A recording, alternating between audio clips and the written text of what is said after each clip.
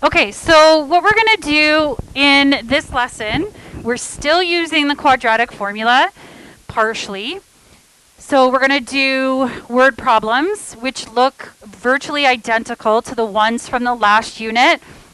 When you had height or price, because those are, or profit, those are common real life situations that can be modeled by quadratic equations. So what we're going to do is we're going to use something called the discriminant, which is going to help us decide whether you have two solutions, one solution, or no solutions without doing the quadratic formula. So similar to a question that you get the quadratic formula, you'll also be told the formula for the discriminant, it's called. You just have to know how to use it, okay? So again, you can call them the roots of the quadratic equation, which is basically we are solving them. So again, our equations are going to be all equal to 0, okay? So when you use the quadratic formula, here we have a positive square root, a positive under the root sign, which is fine. So we get a plus and a minus answer, or two solutions. When you have 0 under the square root sign, then you get one solution. And are we able to take the square root of a negative number yet? No. So that means we have no solutions. So you can basically, without solving it, if you don't have to solve it, you just have to find how many solutions there are. You can use this under the square root sign to figure out how many solutions. So we still need to know what B is, what A is, and what C are, and we call that the discriminant. So the question will literally say, use the discriminant. It'll give you the formula to determine how many roots the equation has, or how many solutions. Okay, so this part is called the discriminant. Again, you'll need that for grade 11 as well, okay? So if the value is greater than 0, so if you don't like the, alligator signs, you can call this positive. So if the discriminant gives you a positive number, there's going to be two solutions. If it's equal, or two roots. If it's equal to 0, then there's one, and then less than 0, which means negative, then there are no roots.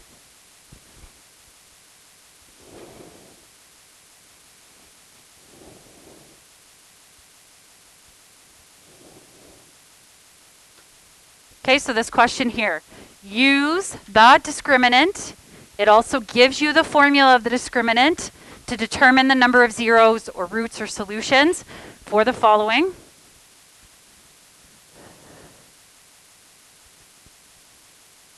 So if you know what A is, what B is, and what C are, you can find the number or the value of the discriminant, and then you just have to remember, okay? Is there one solution, two solutions, or no solutions?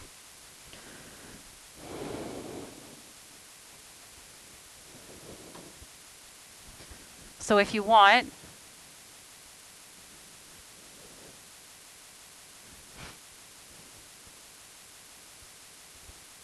label what A and B and C are, just like we did before, to emphasize it for yourself. If there's no number written here, then the A value is 1, just like before, okay? So 4 squared minus 4 times 1 times negative 7. So again, if you have a good relationship with your calculator, you can type all this in. However, this sometimes can mess people up, right? So you're doing, so 4 squared is 16. Negative 4 times 1 is negative 4, times negative 7 is positive 28.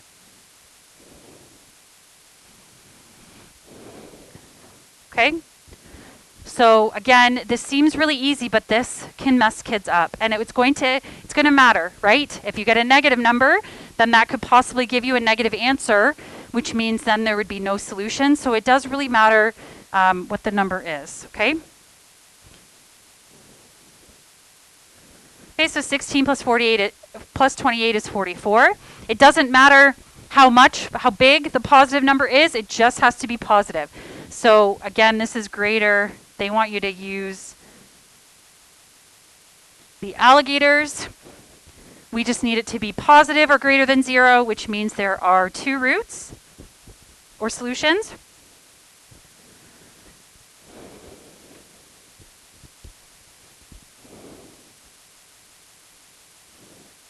Okay, so here we have b squared minus 4 times a, negative 2, times c, which is negative 9. So lots of negatives here, okay? So 9, negative 4 times negative 2 is positive 8, times negative 9 is negative 72. So now we get negative 63.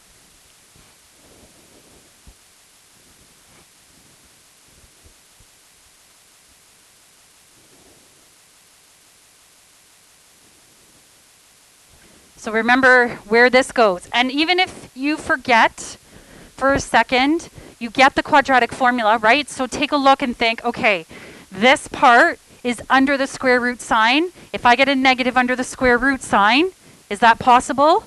No, it isn't. So then no or 0 solutions, okay? So you can, yes, you can memorize this, but you can also try to think about where the numbers come from, where the discriminant comes from, and figure it out too, okay?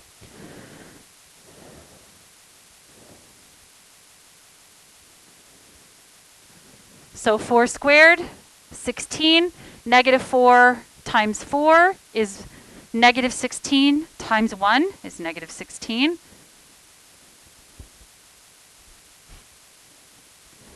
So now it equals 0, which means there is 1 root.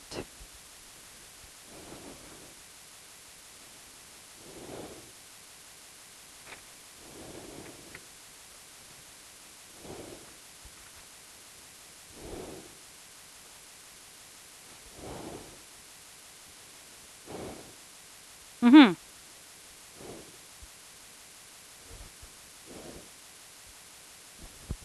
Yes. Yes, and I'll even tell you what the formula for the discriminant is.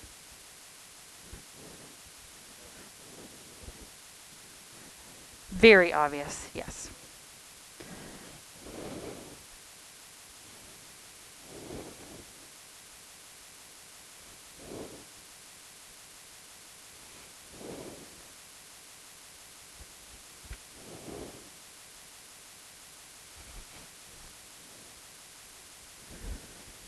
Okay, the old textbook did not have many questions for homework. Your new one is better. So that's why it says homework here. So what I'll do is, this one's pretty straightforward, it's fine. But remember, when it's like this, you have to rearrange first.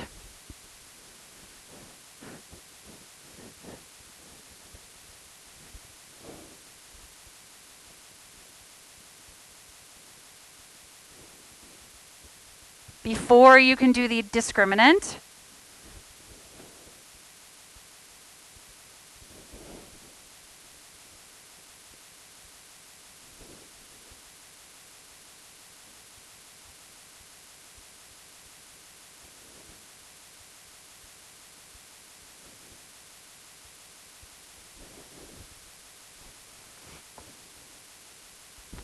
So it will really emphasize use the discriminant. It doesn't ask you what the solutions are, just how many. The number of solutions, right, is what the question says. So hopefully those are triggers to you. Now, let's say you did the quadratic formula and figured out what the 2 solutions were. That's just way more work than you need to, or 1 or none.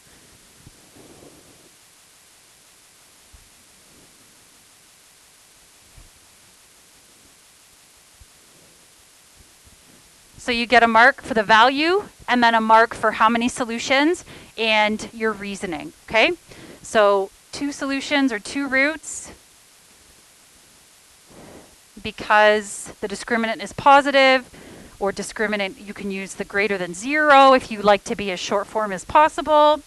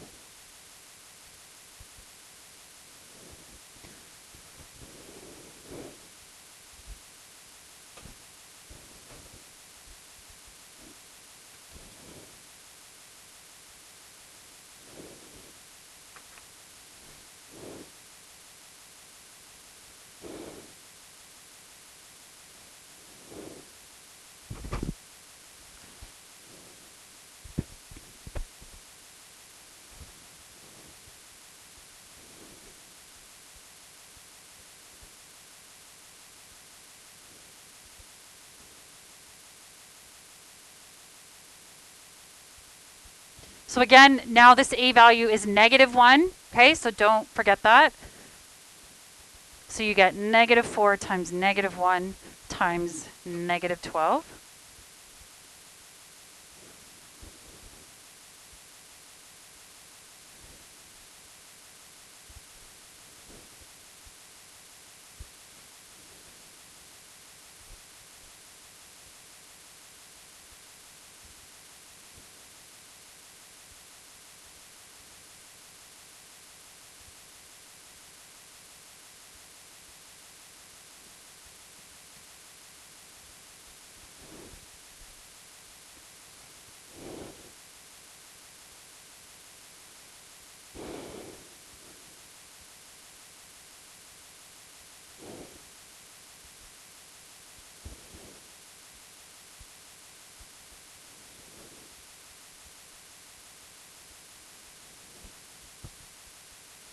Okay, so this one, or C, sorry, has, we're going to bring the X term over and the 12 term over, and then we have to collect like terms.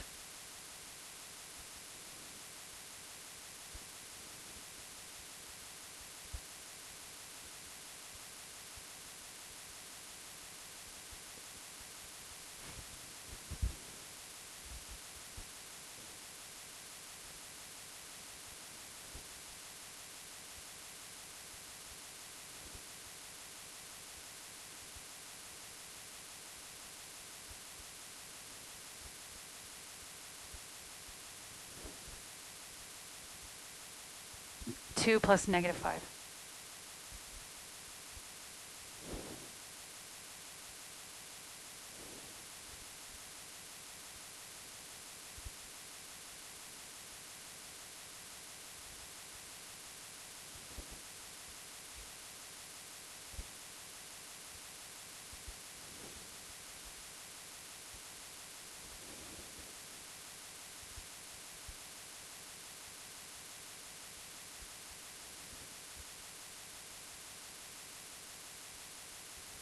Sorry, I'm really running out of room there, okay?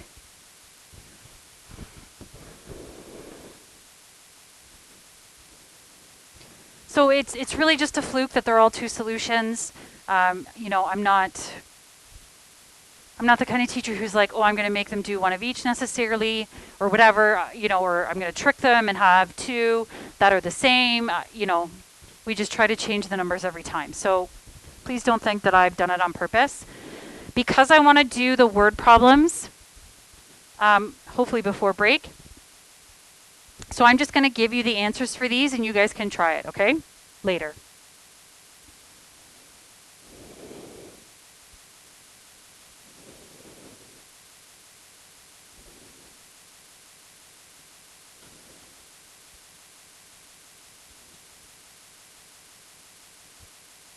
Okay, so try it out.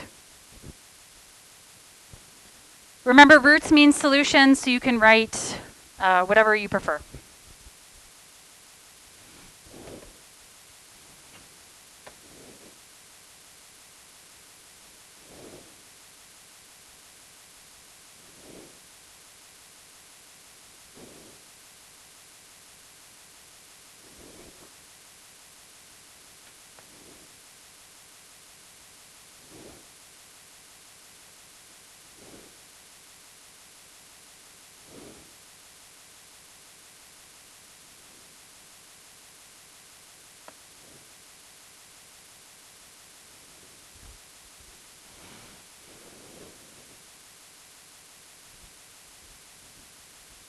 Okay, so these questions, there's really, like I said, sort of two options. You're either looking for something about motion, I threw a rock, somebody fell from a height or whatever, or often the word problem is about profit, okay?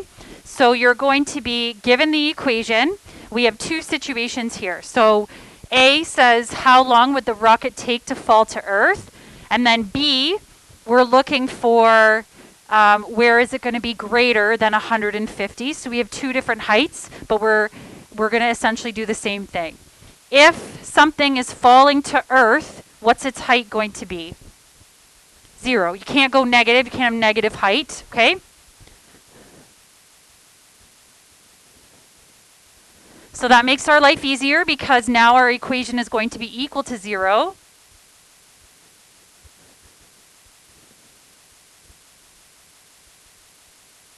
And this might be like, do I have to divide by negative 4.9? Do I have to factor this? I would be even more specific.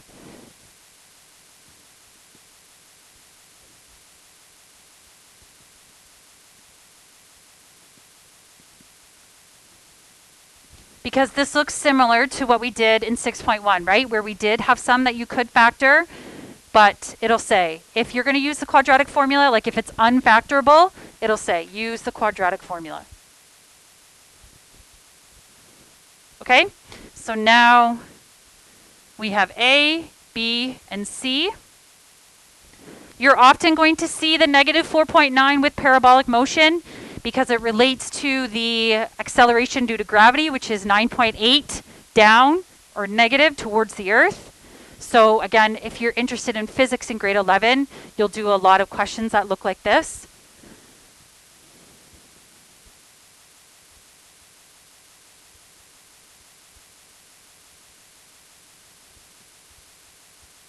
And we're going to do the same thing. What's A, what's B, what's C? Plug it into the formula. Do you need to memorize this? No? Good.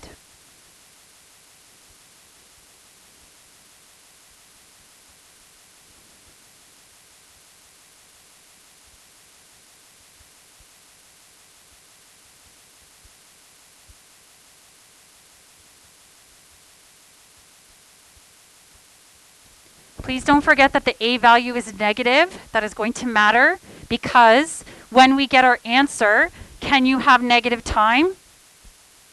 No, okay? So whenever you do these questions, one of them will be positive and one of them will be negative. If in a question like this, when it's getting to 0, when it's hitting the ground, so you'll know when it hits the ground logically, okay? When we do this one where it says interval means like a range or two values. So that one's a little bit different because it's not hitting the ground this time.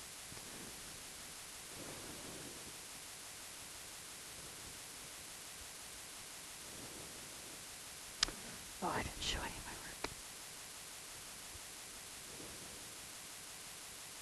So again, negative 4 times negative 4.9 times 3. That's what you're doing.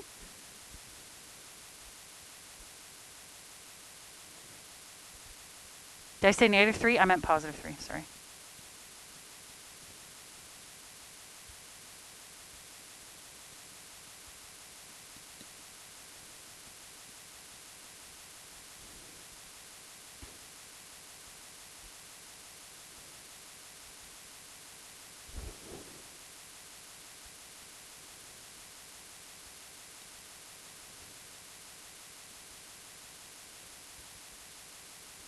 So again, you decide. Do I want to split it now? Do I want to solve for the square root before I split? You should get the same answer, so it doesn't matter, okay? Because I'm running out of room, I apologize. I'm just going to split right now, okay? But you certainly can find the square root of 3,658.8.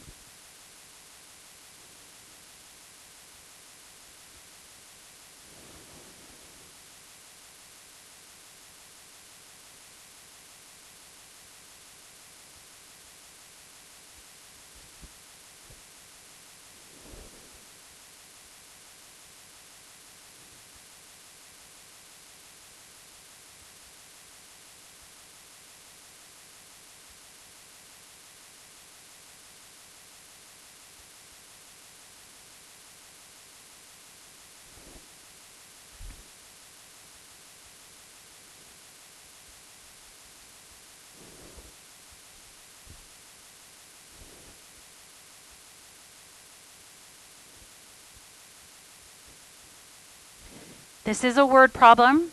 We should have an answer statement. Which answer is correct?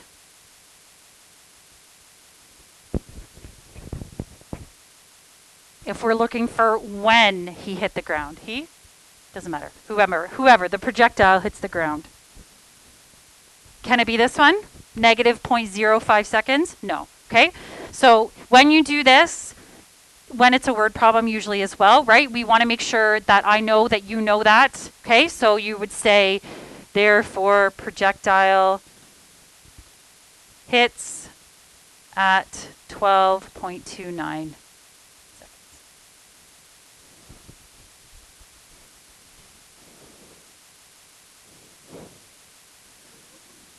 Okay, so B is a little bit different because it says what time interval. So you have to kind of think about what a parabola is, right? So if this value is negative, that means it's going down, okay? So if it's not 0, then you can have two values where it's the same height. No problem, that's easy, okay? So this time, when we get our answers, they're both going to be positive. And you don't have to ignore either one of them, okay? Now, again, there's one little trick to this. Because it says 150 is the height,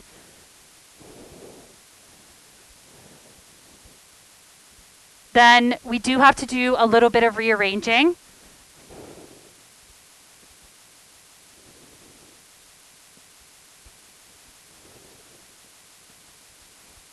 Okay? So now we just have to bring the 150. Why did I pick 150? I didn't, the question did, okay?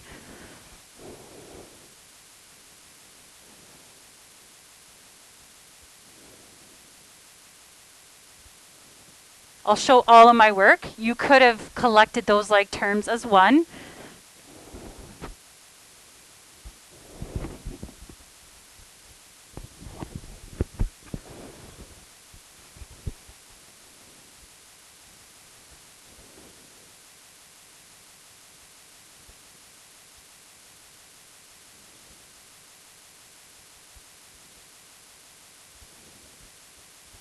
It is unfortunate that t time is little t because this sort of looks weird.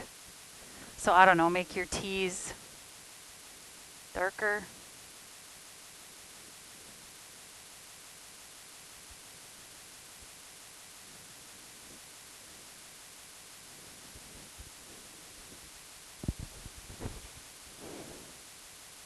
Or have nicer handwriting than I do.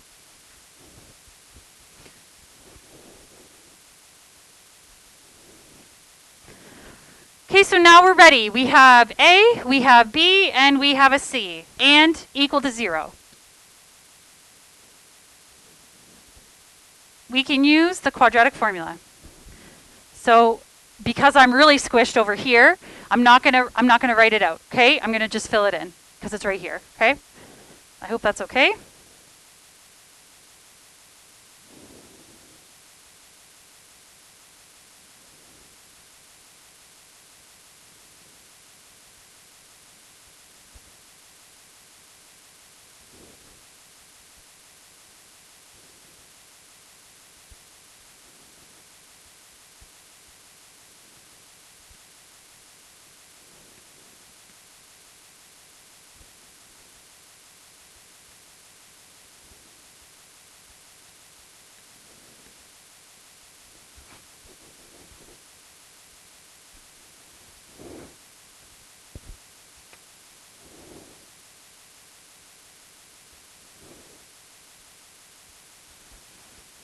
So there are similarities and there are differences. There is this 2 times negative 4.9 in the bottom. That's the same. Like I said, you're going to, every time there's a parabolic motion, you're going to see this value because that's the acceleration due to gravity. It's not like we're forcing it to be like that. That's a legitimate thing.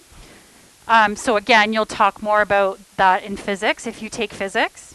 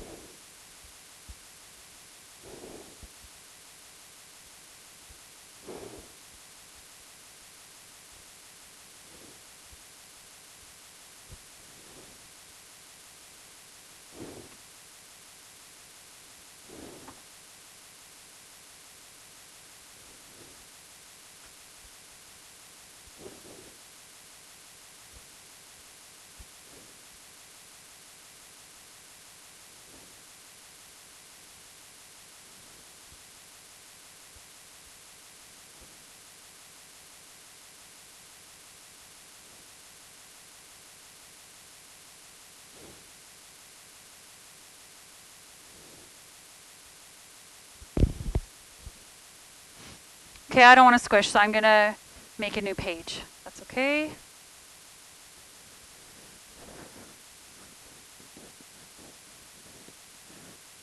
So I'm just rewriting that.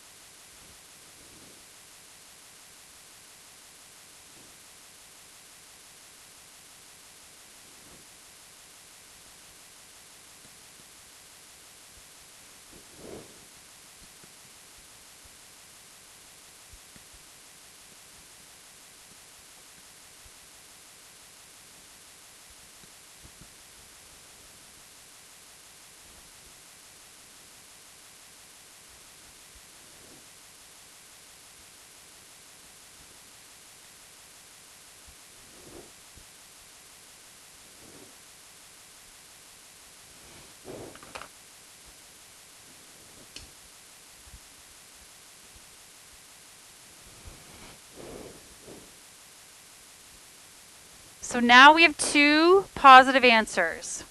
So we can't ignore one of them. And when you read the question, it talks about an interval. So this is 3.39 seconds, and the later time is 8.86. So between these two values is when the height is greater than 150. So when it says interval or range, you should get two. One of them should not be negative. It's when it hits zero or hits the ground, that'll give you a positive, negative.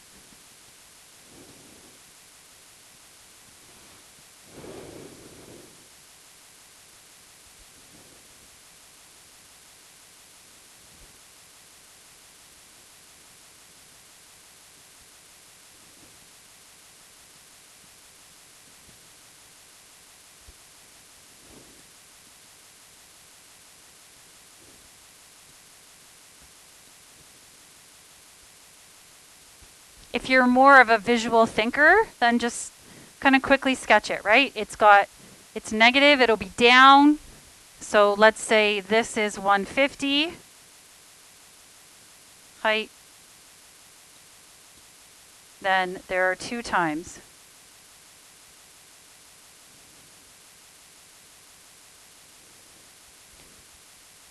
And then here, it's greater than 150, bigger. That's what this is saying.